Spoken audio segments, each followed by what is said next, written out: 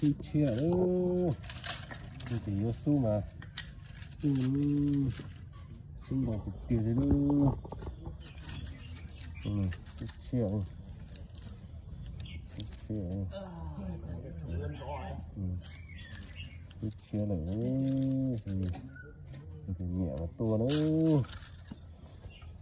Còn đấy sẽ tông to này su chia đây. Không có được tiền đâu. Ủa chùa lín nò đấy đó, chỉ sói ở bên này. Tụi ô su nữa nè.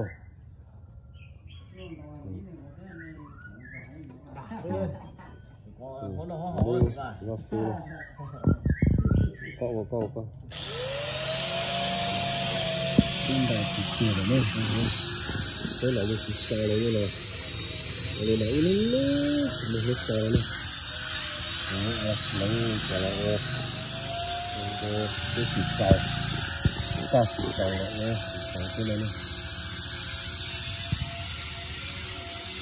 cái này là để không bị cái này thì chỉ có một này ba xưa đấy phần đầu đấy ba cái xưa đấy ba cái này đấy một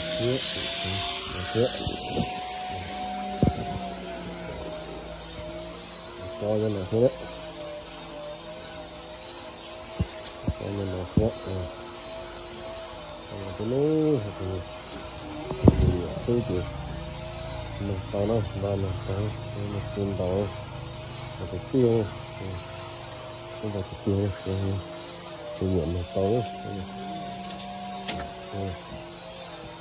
không phải cái tiêu, không phải cái tiêu, không phải cái tiêu là cái gì mà mình tao nữa.